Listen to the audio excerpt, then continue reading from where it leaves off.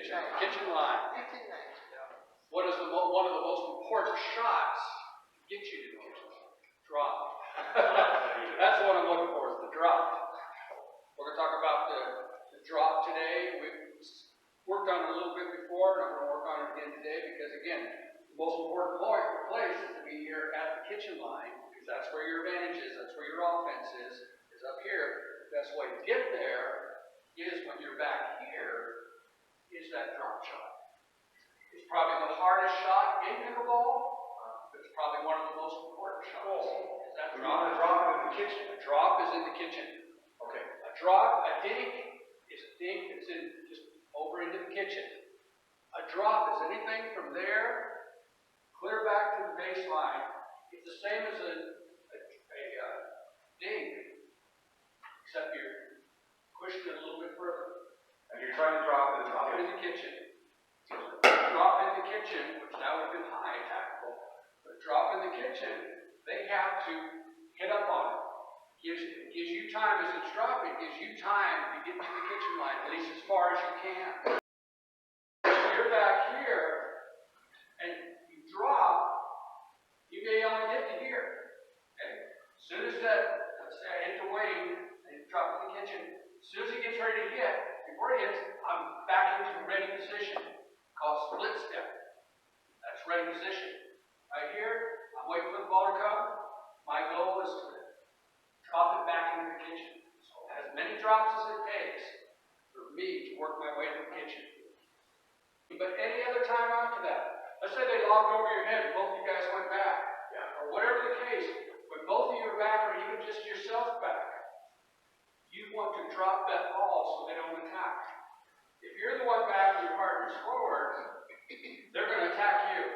The player's going to hit deep to the person that's back and keep them back. So if you've got me back, you're hitting hard shots at me. What I've got to do is now just drop it and keep moving forward as far as I can to work my way to the kitchen line. And that's what a drop does. If I have both of you at the kitchen line, and I keep trying to drive it, then you're just going to keep pushing it back at me. So, I can keep doing that, but eventually I'm going to put it up so it's a good enough shot that they're just going to put it away. They're just going to put it to your feet. You have no time to react. So if it's a bad drop, which means it's attackable, that means it's high enough for them to do something with it to attack it. Okay? If it's a good drop that just drops over and they've got to let it bounce, and their only thing is to hit up on it. That means you can move forward as far as you can and get set. So that's what a drop does. It's anywhere from the baseline to here. Once you get up here, then you go into a dinking game. The reason for a dinking game, which is the same way, it's like a drop. It's the same way. Your drops back here, the ball's coming to the right, you turn to the right, your forehand, and you just hit it with a little forward movement. Your backswing, there should be hardly any backswing on a drop. You don't come way back here, you just hit it right out in front of you. Okay, backhand, same way. Turn that side. You don't want a big backswing. Because all you're doing is pushing that ball. Put a little open paddle, so it lifts the ball a little bit. You lift it up, push it through, so it drops into the kitchen. The dink is up there, drops anything in here. This is called the transition zone. It's called no man's land. It shouldn't be in here. You can't play a game from here. And most beginners and a lot of intermediate players play their game from here. It's the worst place you can be. So it's either the back or the front? But it should be the front. Okay. You should never stay back here. Once you get here, the only reason is you're just trying to work your way through. Transition zone. If you anticipate a slam, should you run back? So you should go back, so you need to try to feel that. If you put it up high enough, take a couple steps back. That's all you have time. You don't have time to go back here. You have maybe 1 or 2 steps. Like that. You get as low as you can. Basically, if it's a slam, it's a whole different thing. If you can do a 2-hand hockey type walk, and the 2 hands, what that does, and I've got to practice this even more, is that 2-hand. Because if you don't, you tend to flip it. The ball goes too long. You may get it back, but it goes too long. Or flip stuff and they get high. Just that, just kind of it's a shovel thing. Just kind of shovel it up. What it does is hits the ball, puts a little top spin on it, puts it over the net. Okay, and so all you have time for, and what usually miss the slams, is they're trying to run back like this. The ball's hit, and they're trying to run back. They'll never get it. What you do is you pop it up, you see that? Take one big step back and down and get ready. This is the hard part. You got two options. I got one advanced player that if the ball gets put up in the air, you might as well forget it. It's going to go right by him because he's gone. And he's an advanced player. He just doesn't want to be hit. Oh, I mean, nobody likes to get hit. But, you know, if you get down, get low, watch the ball come off the paddle, you see where it is. Try to put the paddle where the ball is, but then you lower your head. And then you'll see the ball coming that way. Lower your head. That's why it's always good to wear a hat. So if it hits it, it's going to protect your face. Always like I ended should wear some kind of goggles. Safety goggles, I saw at Walmart, they're $5. Got them almost in every aisle. You get a pair of safety goggles that'll protect your eyes. Because if somebody slams the ball, they're not intentionally trying to hit you in the face, but if it hits right in the eye, it can ruin your eye.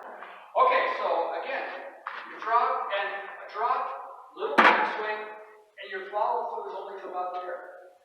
You should be able to balance a glass of water on there. Because you're just going to there, you're pushing it through, but don't go way up here, because you're going to hit the ball too hard. It's just like that. It's like that. It's like the beanbag. We're going to do a drill now. Beanbag, if you're here and you want to throw it in the kitchen, it'd just be easy. As soon as you start backing up, what are you going to do? Just give it a little more, right? Way back here, even more up. But you don't want to use wrist. So we're going to start working on drill right now. We're going to start and take half of you on that side. You step back at the baseline. You're going to hold your wrist, and you're going to throw the ball and drop it into the kitchen. That's what we're going to start out with.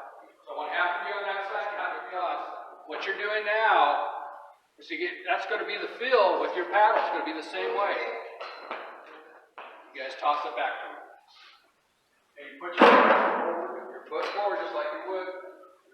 There you go. A couple more. Good, very good, Chuck. Good, Benita. This is just like chip.